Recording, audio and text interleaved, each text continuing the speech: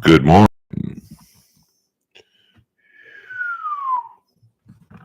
What's up? Turn off the lights. Flat cat in the house.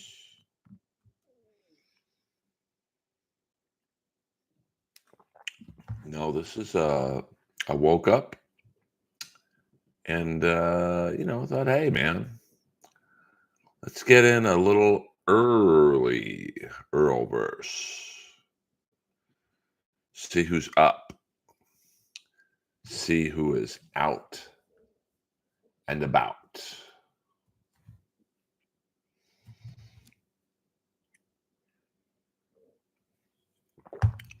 Good evening to you, Shandy girl. I know it's probably probably about 6 or 7 p.m. for you.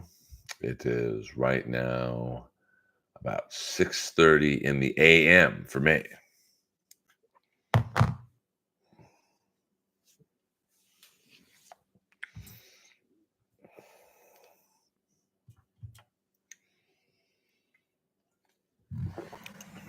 Midnight. Interesting. Whew, I'm rarely up this early, but here we are. Who knows? This might be a 10-minute stream. I might fall asleep early, but I'll power through it with Ghost Energy Drink Electric Limeade. We got some old schoolers in here. It's always good to see people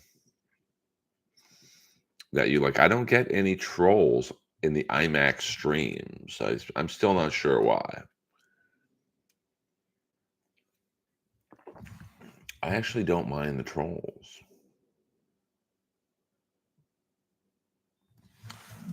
But for some reason, they only come in the iPhone streams. And every now and then I like to do a stream on the iMac, old school. It's like a gift for the long-time participants. A thank you. And speaking of thank you to my friend Jared from Winnipeg for sending me my Alex Iafallo Winnipeg Jets hat. Alex and a bunch of Los Angeles Kings came to the Comedy Store one night, and I'd be friends with them ever since. I think about 7 of them came to the store that night. And ironically, only one of them is still on the Kings. With him that night was Cal Peterson, the goalie. He went to Philadelphia. Matt Roy, he went to Washington. Sean Walker went to the Carolina Hurricanes.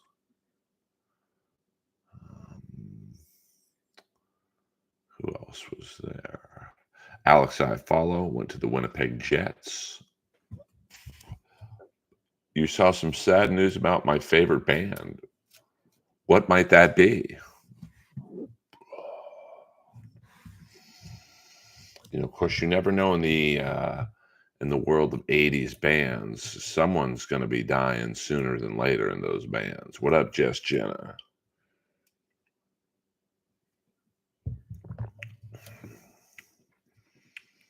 Or was it the Click Five? I have a few favorite bands: Rat, the Click Five, Kiss, Poison.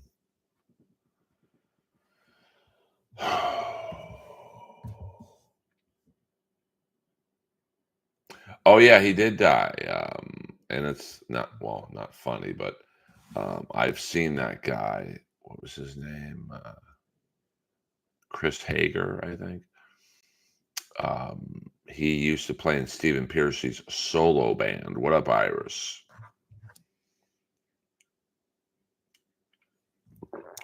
Stephen Pearcy plays the Whiskey a Go Go. I don't know, 3 times a year, and Chris would always be with him. Pearcy at one point had like a rotating group of guys he would play with, but Chris was one of the stalwarts of the band, and really an original member of Rat. Um, so, always sad when a guy passes away from that era. Because then you start thinking about other guys from that era. Go, okay, well, this guy died, and he was in pretty good shape, from what I remember. But I'm not sure how he passed. But of course, anyone in their 60s and 70s, that's not old to me, but it's not young either. 100% TB. So, it's like Piercy's got to be in his mid 60s. I mean, all the guys from Motley Crue got to be in their early to mid 60s. I mean, Mick Mars is probably close to 70. Even Springsteen's getting up there, but he still puts on killer shows. I mean, that guy's been putting on 3-hour concerts for 40 years. And really, I don't think Springsteen to this day uses opening bands, so he just gets out there. I mean, yeah, you can have a little fun. I mean, if you look at Alice Cooper, what is he, 75, 76? He looks really good and plays really good. I mean, he's so old that most of the people in his band outside of Nita are in their early 60s and they look young. So, or at least in their late 50s. I'm not sure how my good buddy Ryan Roxy, how old he is, but he looks great. Glenn Sobel, the Prince of Pound on drums. He looks pretty good. Chuck Garrett on bass. Tommy Hendrickson on rhythm guitar. Yeah, I mean, Paul McCartney seems like he's pretty healthy. I mean, I don't think he was ever known as like a partier. Yeah, I mean, and drums is probably a much more physically demanding position to play. I mean, not that, having a guitar around your neck for 2 hours is easy, but, drums, you got all 4 limbs moving. 3 if you're the drummer from Def Leppard. Ho! Ho! EA Sports. It's in the game. So, I hope you guys. By the way, I'll be at the Comedy Store Saturday night. If you guys are local, but I don't believe too many of you are local in the Los Angeles area. But if you ever are, come to the Comedy Store on my dime.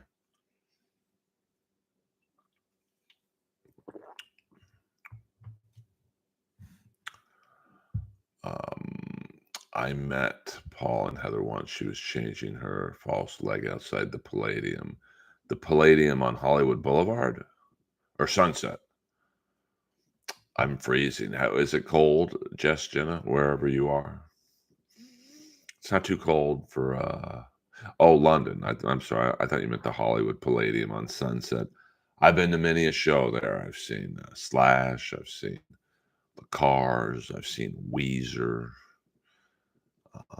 Who else? I think a few other shows. I think I went to a Swedish festival there because I wanted to meet the actor Bo Svensson, tell him how much I liked him in North Dallas 40. And I did meet him there. Um, so, but I've never been to the London Palladium. It's a pretty iconic venue. And I believe AEW is going to London, the O2 Arena. Yeah, I might go there for that. Of course, I was supposed to go to London with somebody who shall remain nameless, but that didn't work out.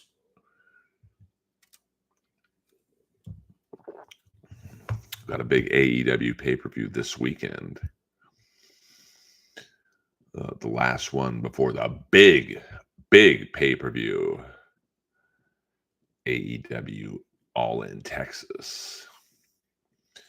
I'd buy you a pint. Well, I hate it here. I appreciate that. But unfortunately for me, I've never had a drink. So I might have to pass up on your offer. But you could buy me a Ghost Energy drink. How about that? I'd settle for that.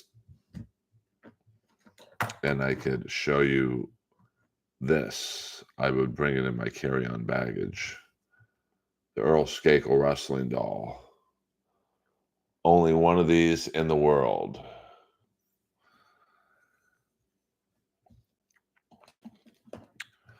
So, sometimes I like getting up this early. I actually had an early night last night, so it's not that, if I have to get up early, I do. Now, I don't have to get up early today, but here I am doing a live stream to 7 people. I will say it's quite interesting, the difference I see, like on the IMAX streams.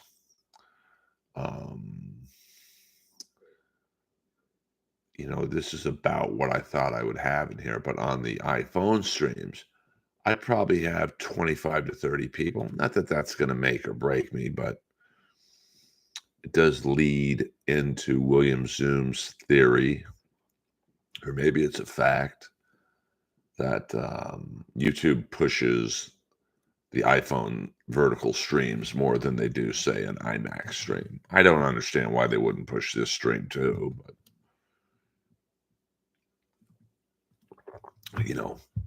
what can I do? I prefer it on the iMac. I don't know, it's just easier for me to read. You guys get a much cooler background versus the iPhone, which is pretty much just my face, which, hey, listen, I'm a good-looking guy, but, I mean,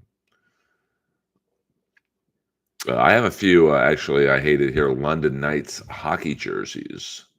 Game-worn London Knights hockey jerseys of the great American tough guy, Eric Cairns. I also have a few Coventry Blaze shirts of the deceased Canadian tough guy, Wade Belak. So it's actually one of the cooler things I have is I have a Belak and a Cairns jersey that they got into a great fight in over there. It's weird to watch the YouTube video of this fight and realize I have both shirts in my closet. And no, they aren't for sale. Unless you got the money, honey. So this is what I love about my small but mighty fan base. I've got someone in Australia here, Shandy Girl, and I Hate It Here is in London. TB, I believe, is a California native. YouTube is a strange place. So, Like I don't understand why they would push iPhone streams and not this stream. Um, I mean, I don't know how many streams I've done on this iMac. Maybe I don't know, over the year, probably 50 to 100. And I would say I've only had over 100 people in here maybe 5 times. Whereas on the iPhone stream, I've had over 100 people on, maybe 30, 35 times. Um, it has to do with your description and tags. I mean, my tags are pretty good. I mean, my description maybe not so much, just Earl Skakel is live, but I've researched what to put in your title descriptions. Like, I don't know, it seems kind of hokey to say amazing Earl Skakel is live. Thumbnails help too. I have a good thumbnail, I thought. It's a custom photo made by the great Kip Smith. So, I mean, I'm trying to. Have you tried vidIQ? I don't know what that is, Mr. Nobody. So, no, I haven't. But if you would like to enlighten me, I would not be against that. I'm not very technically savvy, so it's hard to keep up with all this technology and what kind of shortcuts and tips are. I mean, like I would think at 7 in the morning, now it's 10, that I would have more people in here than 8 people. But, it's one of the great mysteries. Okay, well, I'll give that a look after this stream is over. vidIQ. Who knows? Just the mere mention of vidIQ got me 3 more people in here. So, but I do this for fun. I know I'm not gonna be exactly Mr. Beast on here, but if I get a few new subscribers out of this, great. Now, Todd Pepper, what up?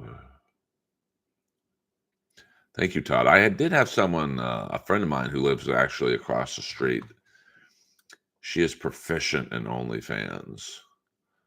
Um, so, well, Mr. Nobody, listen, how about we start with one thumbnail and then if you'd like to send them to me on Twitter, I guess, or Instagram, we'll give it a shot.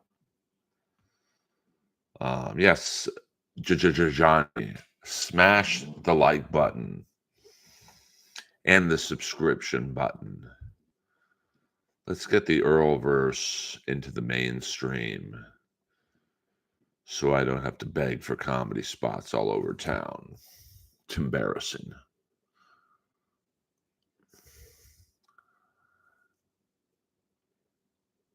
Tickle the algorithm from, that's all it is. I was in the algorithm a little bit.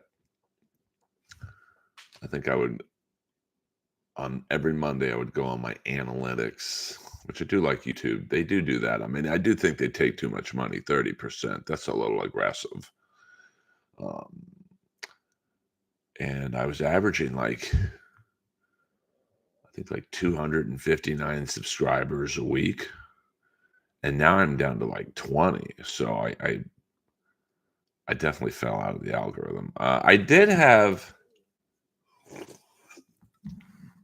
Articulate John. I do have a shirt on prowrestlingtees.com, but don't buy it because they take I think the shirt's $25, and at the end of the day, I only get $7 out of it. So I have not promoted that shirt very well. It's I mean, they're as bad as YouTube. So, and I don't want to be one of those comics that, is unknown and sells merch. If you'd like to support me, there's a lot. I get asked this question all the time. How do you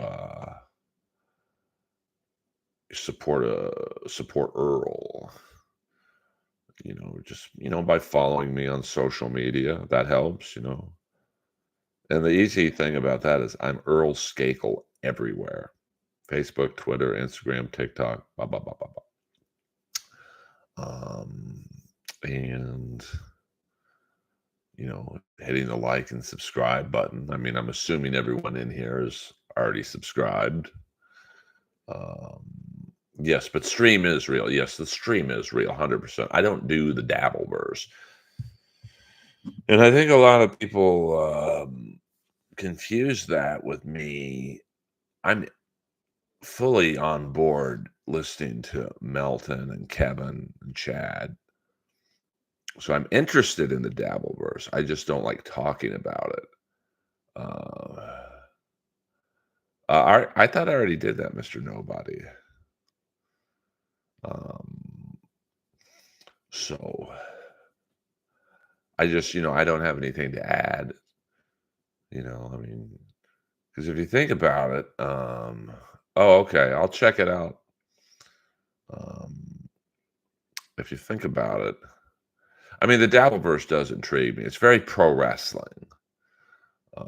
What up, Richard Swanson? There's new characters coming in and out. It's very, you've got old characters. You've got the OGs. Good night, Shandy Girl. Thank you as always for tuning in and listening. And then you've got, the good guys, the bad guys. When you had Red Band on, was cool stream. Yes, Red Band and we're homies. I don't talk to him a lot, but I always welcome Red Band into my world. He's always been good to me, and paid me a fair amount of money to do his Ice House shows throughout the years. So, and I'm happy for his success. It's amazing. Red Band is really one of the innovators of podcasting. I mean, if you think about it, he started the Rogan podcast, he started Tom and Christina's podcast, and now he's, the brains behind Kill Tony. I mean, those are three of the biggest podcast or YouTube streams ever, those three shows.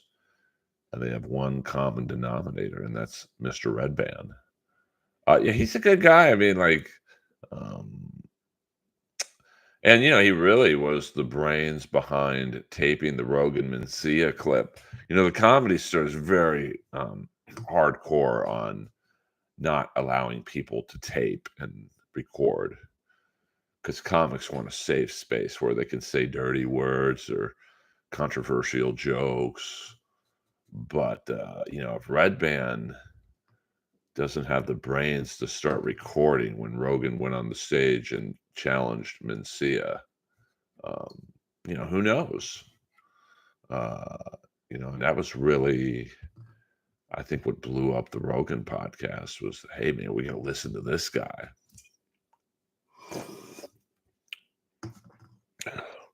And I'll give Mencia this. He didn't walk off the stage. I mean, he stayed, what they say a football term, in the pocket. All right, Justin, I'm taking yoga later at Urban 728 on La Brea and Melrose.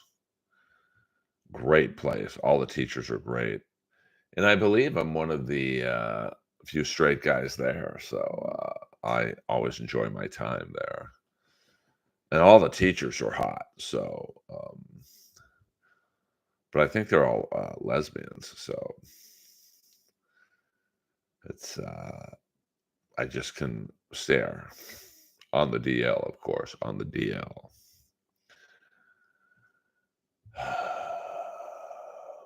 I can work a spotlight. I bet you can. I hate it here. I bet you can.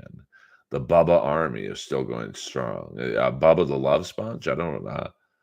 I've never really been a fan of his, but I don't really know how I would even listen to Bubba the Love Sponge. Thank you, Ryan. Listen, lurk away. I don't mind the lurkers.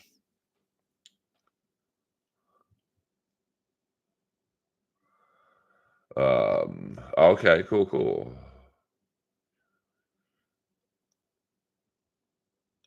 Yeah, yeah. Every now and then I will do a comedy store club stream of me walking through the main room into the back, letting you guys see the main room, green room.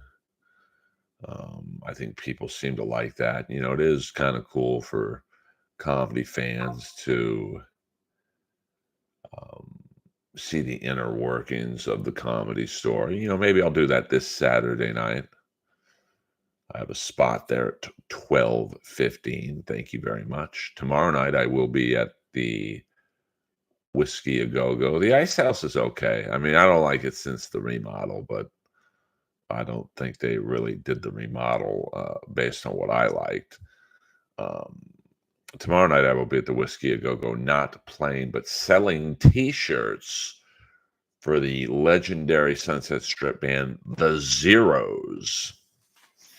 It's kind of cool because all of us go from the Comedy Store to support the Zeros because Danny Dangerous, the bass player, is the sound man at the Comedy Store, and the other sound man, Anthony, is the drummer. Now, Anthony's not the OG drummer. I'm not sure what happened to him, but so that's fun because we're all at the whiskey. There's no comedy drama. We just all go there to support Danny Dangerous. The Ice House, it was a classic, brick, old building in Pasadena. With what was the owner's name? Bob something, Bob Thomas, maybe Bob Fisher. And I think the Bus family um, bought it from Bob Fisher. They renovated it. I mean, they dumped a lot of money into it, but um, I don't know. It's just a lot of the charm from the old Ice House is gone. Um, but I think there's a new booker who definitely has a comedy background, and I think he helped book the Netflix as a joke festival last year.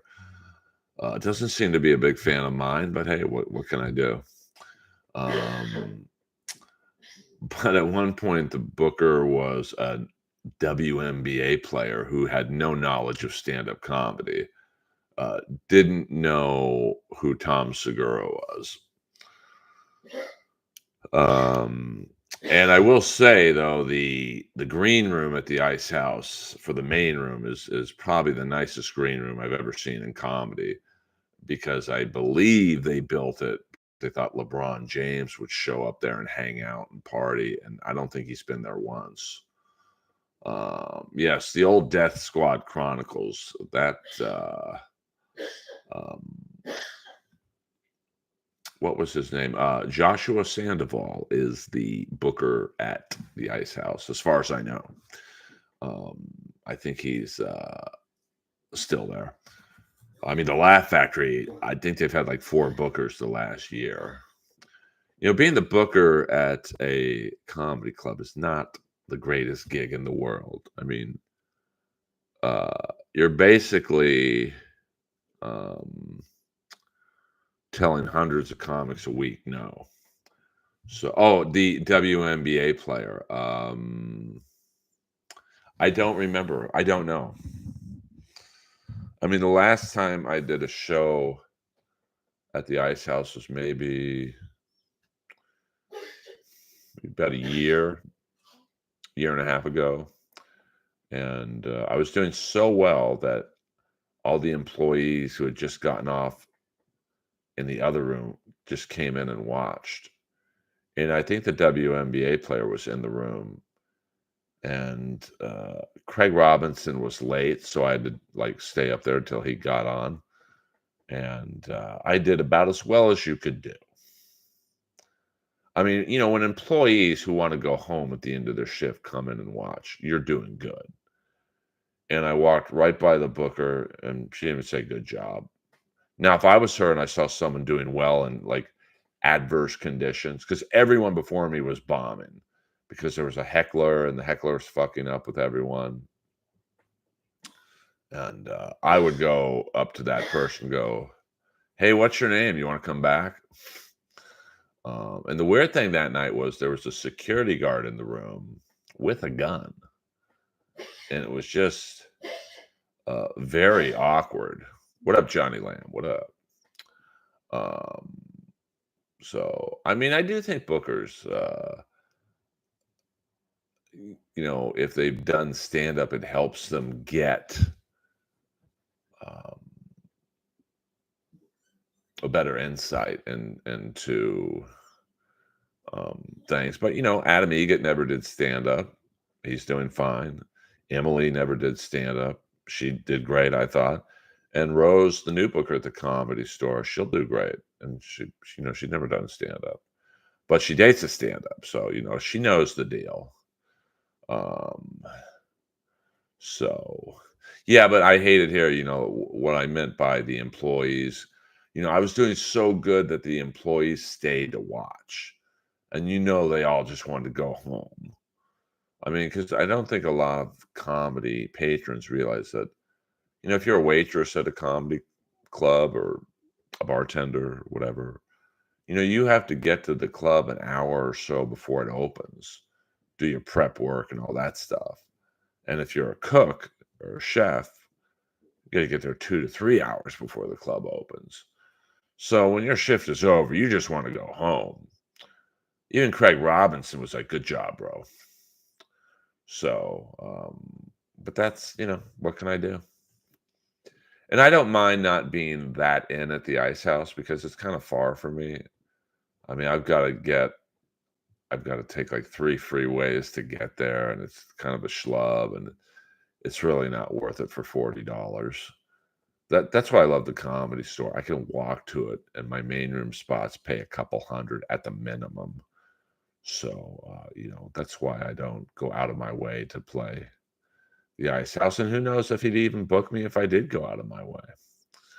But I don't want to bore you guys with the politics of Los Angeles comedy,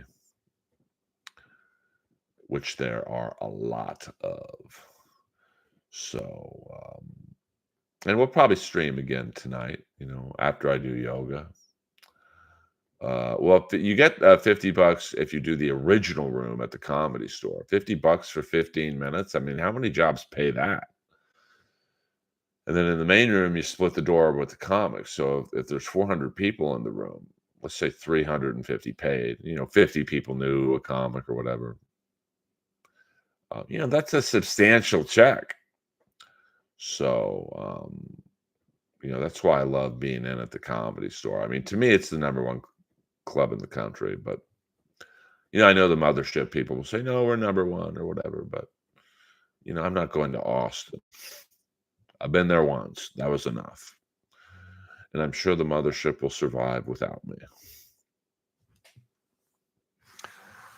I got no ego in that regard. It's a great club, though. I mean, was Roz a comic before? No, Roz was, her trajectory at the Comedy Store was, started out as a bartender, became the head bartender. Pandemic came. She took that time off, and then came back as one of the managers at the Comedy Store. And now, I mean, listen, she's, Emily, I get asked a lot, what are the differences between the two? I would say Emily is more mother hen, like all the comics were her children. And Rose is more like tough love. Like Emily might say to me, hey, Earl, that was a great set. I'd love to see some new material next week. Rose would be like, you can't tell the same fucking jokes, Earl, every week. So, and she would mean it in a nice way. I mean, I've known Rose for a very long time. I've known Emily for an even longer time. So, I mean, everyone's different. I mean, there's improv comics who don't do well at the Comedy Store. There's Comedy Store comics who don't do well at the Improv. There's Laugh Factory comics who, don't do great at the store, and there's store comics who don't do great at the Laugh Factory. Um, the store has a dark energy to it. I mean, in all the comedy clubs in LA have history. I mean, the Laugh Factory's been there for a very long time. The Improv's been there, I think, almost as long as the Comedy Store. The Ice House is a legendary club in Pasadena. You've got the Hermosa Magic Club. I mean, there's a lot of comics who perform at the Hermosa Magic Club who don't do well at the Comedy Store. But the Her Magic Club pretty much likes it clean. And there's clean comics at the Comedy Store, but I think that it's really more. I often equate the comedy clubs um, to music bands. Like I would say Hermosa Magic is like Garth Brooks. I think the Improv and Laugh Factory are like boy bands. It's corporate. Very cookie cutter comic, and then the Comedy Store's Motorhead, just gritty. Um, so that's which one is Gigi Allen? Probably Sal's Comedy Hole because they've been out of business for a couple years. Um, Lemmy, I used to give Lemmy rides to my dentist. I once took him to my dentist at 9 in the morning. He asked me to stop off at a liquor store on Sunset and Doheny, Gil Turner's. He comes out with 2 beer cans bigger than this. Like, this is 16 ounces. These beer cans had to be 24 ounces and fat cans, like fat tires, Foster's Lager. And he opens up both beers. And, it's illegal in California to drive with an open container. And he starts drinking his, and he gave me my beer. And I'm like, I don't drink. And he's like, you should. And then he took my beer. And by the time we got to the dentist, he had finished both beers. 80, Lemmy doesn't smoke when he's speeding. 80s, you play the old LA strip bars. You're a year from getting signed. I did play some of the old LA strip bars in comedy. The shows were called Giggles and Jiggles, and they usually weren't very good, to be honest with you. Hey, we'll go to 45 minutes, guys. We'll do another 7 minutes.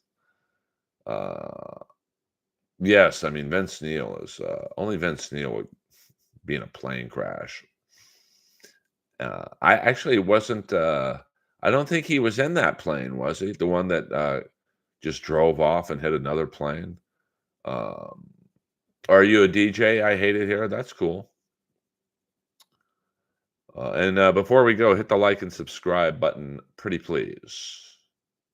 I would appreciate that more than you guys know. This is a rare early, get it? Early morning stream. And tonight we will be back on the iPhone stream. Yeah, I think his girlfriend who just left him was on the plane. Gonna feel bad for Vince. I think they say his girlfriend cheated on him. I mean, usually it's the other way around with Vince Neil. That's gotta hurt his ego. Who cheats on Vince Neil? No, it's I fell asleep last night about 1 a.m., which is unheard of for me. Usually I go to sleep, I would say around 3 or 4. But for some reason, Lois woke me up. Lois wakes me up about 6 a.m. every morning to go to the restroom. And she's great. I mean, most dogs her age start to lose control of their systems. But Lois is, she's an awesome dog. And I think she's got a couple years left, to be honest with you. Dog's doing good. She's asleep. In the morning, specifically, when she's got to go out, she goes out within 30 seconds, does what she has to do, comes back in and goes right to bed.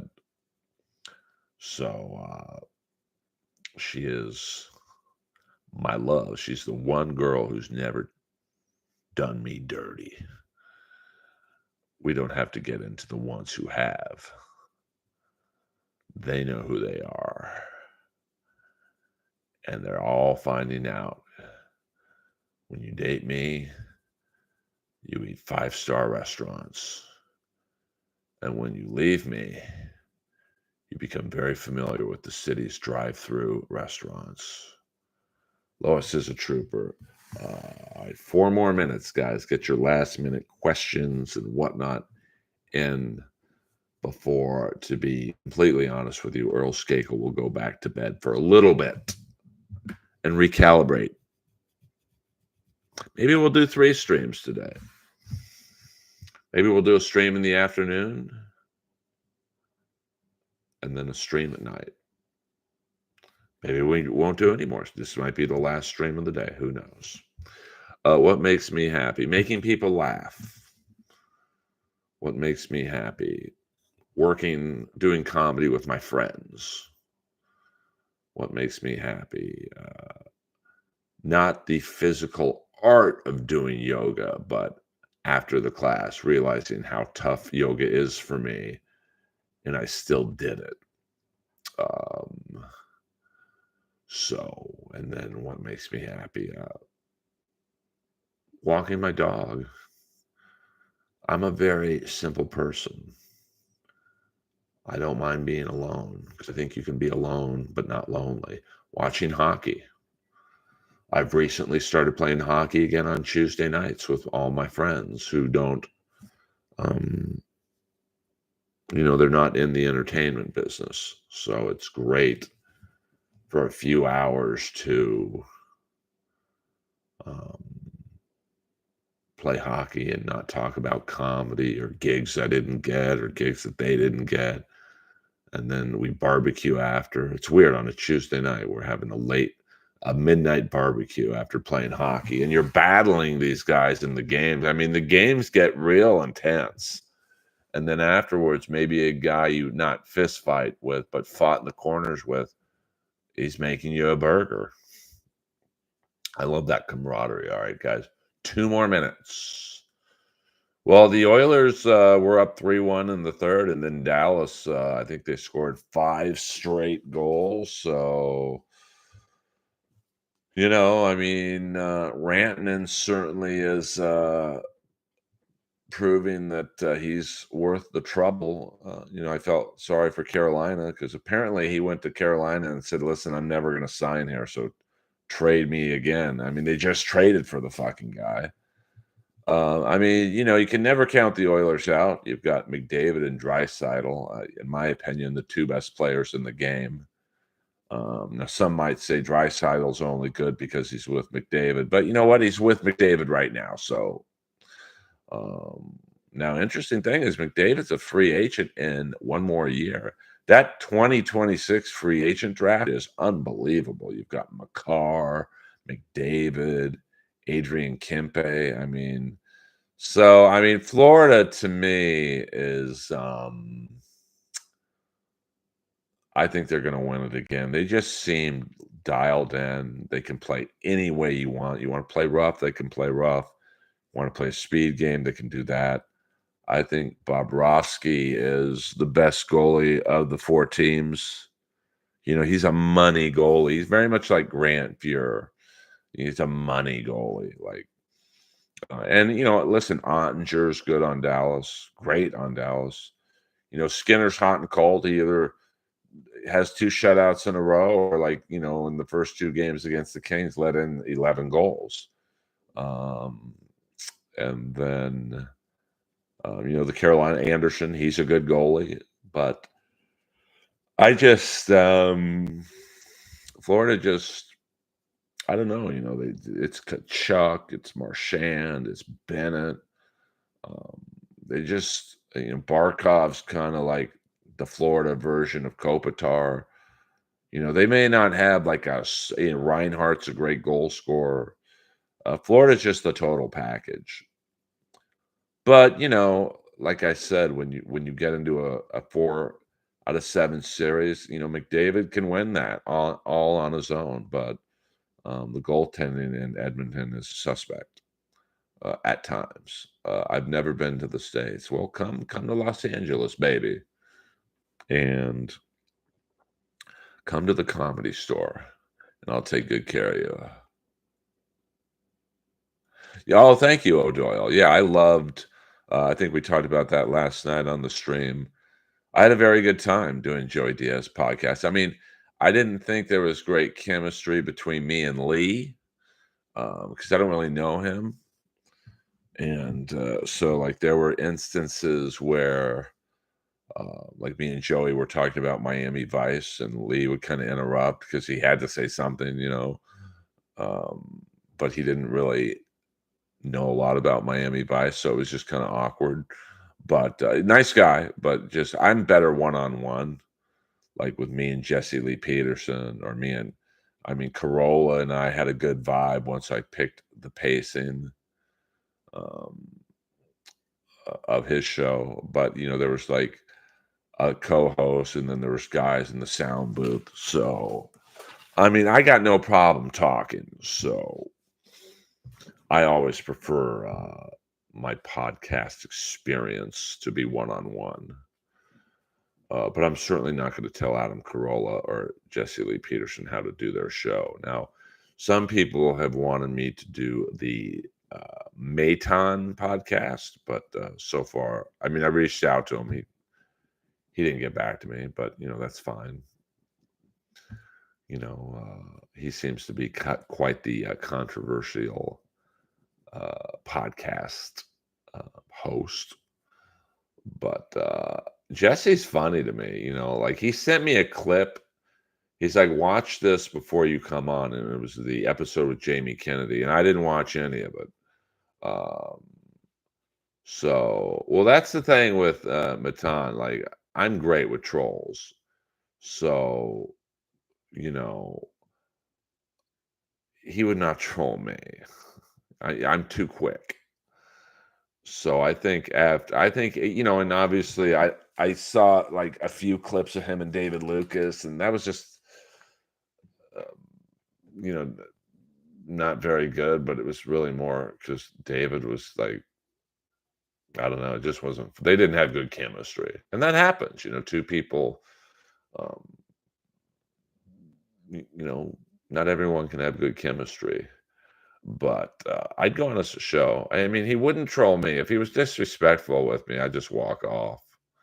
Um, you know, but I had a good time on Jesse Lee Peterson because, I like going into shows blind, not knowing anything about them. So my reactions are organic. And after about 5 minutes with Jesse, I was like, oh, this guy's just a troll. But I had a good time. And from what I've been told, um, no one's ever made Jesse laugh that much. So I had a good time. That's all I go on. And with Joey, I love Joey. I thought that might help get me on Rogan, but I guess it didn't. So like I think me and Joe would be a great fun time because it's not just going to be about, hey Earl, tell us about your wildest road gig. It's going to be get into the Kennedys, get into roast battle, get into why you don't like Jeff. I mean, I'm sure there'd be some comedy store talk, politics talk with me being, obviously related to RFK Jr. I mean, no one can have that in their back pocket, but, so far, no dice on doing Rogan. We'd get into roasting in general. I'm sure he'd ask me about Kill Tony and, um, but, so far, no. But it's my goal this year to get on Yeah, I mean, it was pretty fun. I mean, I think it was a couple months ago, but if you just look up Earl Skakel, Jesse Lee Peterson, it should pop up pretty fast. I've done the panel on Kill Tony, I think like 5 times. And to be honest with you, I never really had a good time, because I'm actually trying to give advice because it took me so long to make it as a comic. Not that I've made it, but whatever it is I've done, that I respect the process and the journey. So I would like give these younger comics advice, and you could tell the crowd was like, "What the fuck is this? We want to hear you rip on these guys." So I'm not really in the roasting game anymore. Really, I don't really. I like roasting people who can give it back. I don't really feel like piling on some young open mic level comic, who can't fire back at me. Um, so, um, I think the last time I did Kill Tony was in the main room with Jim Norton and Sam Roberts. But that's what Kill Tony is. I mean, those comics on Kill Tony are open mic level comics. So I don't really, like I want to roast Jimmy Carr. I want to roast Tom Ballard, K. Trevor Wilson, Sarah Tiana, Jesse Joyce, people who I consider my equal or better than me. I just don't, find it um, impressive to shit on some young comic who barely has 1 minute of material. But I certainly understand why the show is successful. It's very much like roast battle. It's bottom of the barrel insult humor, and people love seeing that. I mean, politically incorrect humor is, um, I think, coming back in vain, and Tony's the perfect host for it. To be honest with you, I mean, because Tony, he's a pro wrestling fan, so he loves embracing the heel character. Like, I'm too nice. I mean, I can be mean, but um, I actually would not be a good host for Kill Tony because I would like try and help them. Hey, do the joke this way. It might be better if you did that. And they'd be like, the crowd's like, huh? Shit on this person. I think the first 2 times I did Kill Tony, I was the Iron Patriot. And then I did the panel once with, I think, Mike Lawrence. I also did it with Michael Costa. And then with Jim Norton and Sam Roberts, maybe one other time. And, it's certainly pretty amazing to see the growth of the show. I mean, I remember the show I did with Michael Costa in the Belly Room. There was maybe 30 to 35 people in the room. I'm talking comics, panelists, technical people. And I remember leaning into Michael Costa going, this show sucks. And now it's playing arenas. So I never, ever thought that it would reach that height. So shout out to Tony and Red Band. I mean, whether you like Tony or not, I mean, the show's successful beyond, I think, even his wildest dreams. But, hey, we've almost done an hour. I only wanted to do a half hour. So shout out to Ghost Energy for powering me through this near hour stream. We'll go to an hour. And thank you, Johnny. I always appreciate the old schoolers hanging in here. And, we're just a fun, happy stream. And now you guys can go listen to Shuley or Patrick Melton or Kevin Brennan, go on Doom's stream and he clips all the shows. And, we'll reconvene here at some point later today. Maybe I'll do a stream before yoga, like I did yesterday. Maybe I'll do a stream after yoga, or maybe I won't do anything. I'll watch a little hockey. The Carolina Hurricanes are doing battle against the Florida Panthers. That should be a good game. Carolina, I don't want to say it's a must-win game, but they certainly are going to have to. You don't want to go you don't want to go down 2-0 to Florida with the next two games in Florida. So, or as they say in the 80s, Florida. So tonight, I'm expecting Carolina to be shot out of the cannon. But if Florida can survive that first 5-7 minutes on rush, who knows? That they might be going back to the 305 up 2-0. So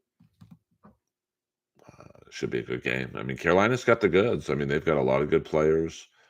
The kid Stankovic they got for Rantanen, he's the real deal. Aho's a great player. Svestikov. Slavin's an awesome defenseman. I mean, he's just like a Venus flytrap. He blocks so many shots and always makes the right play. I really enjoyed watching him in the Four Nations tournament. He was like the guy they would throw out there against McDavid in the Four Nations. And, he's going to be a stalwart on the U.S. defense. Also, and if you're a real hockey junkie, you realize that the World Championships are going on, which is kind of cool to see. You've got a lot of players from playoff teams who've lost. They go over, and I think Sweden is the host country this year. So, Canada's got a very strong team. U.S. has a good team, a lot of youth on it. Sweden has a good team. And then you've got these weird teams like Kazakhstan. They're hanging in there, but they're not doing very well. And then Latvia, Slovenia, I think Belarus. You got to feel bad for Slovenia. It's pretty much Anze Kopitar and 19 of his friends. Not a lot of NHL players in Slovenia, but somehow they qualified to play in this tournament. So we'll go another 2 minutes, guys. 2 more minutes. Yeah, Czechia is in the tournament. They've got a lot of great players. I don't think Russia's in this tournament. I guess Russia's banned from international play, which is too bad because they would have been great to watch in the fourth. I guess it would have been the Five Nations tournament. I mean, you've got Ovechkin, Malkin, Kucherov. I mean, that's some fucking serious. Probably Kuzmenko, who the Kings picked up for the stretch run this year. The Slovaks. So I'm not sure why Russia is banned from international play. I'm assuming it's probably got something to do with the Ukraine war. So, I mean, that's crazy. That war's gone on that long. Ukraine's like the bad news bears. They're like the little team that could, battling the big, bad Russians. About 1 more minute, guys. So get your last minute questions in, concerns, or maybe just lurk and listen. And I appreciate you guys. I know not many streams are. What up, Mac Ryan? We're just about to end the stream, baby doll. But thank you for coming in late. Get your question in if you have one, because we are at the 1 minute mark. 1 minute left in the third period. 1 minute left. EA Sports. It's in the game. Thank you for the hearts. I don't know what the emojis, the 100% emojis do. I don't know if that gets you into the algorithm, but I appreciate it. The hearts and whatnot. I don't know what that does, if any. I mean, I'm assuming the more active the stream is, the more maybe the algorithm picks it up. Wipeout, the John Cena show. I never really liked that. Of course, I like the Rob Riggle show, Holy Moly, of which my ex-girlfriend was a writer and producer on. See, I'll plug her stuff still. Ain't no shame in that game. But I don't think that's on the air anymore. It was Rob Riggle and Joe Tessitore, the great Joe Tessitore. So check that out. I guess the ABC show, so it's probably on Hulu or something. And like I said, if you're in Los Angeles this weekend, I will be at the Comedy Store Saturday night, 12:15 on the button, Slick. Until then, I must bid you adieu.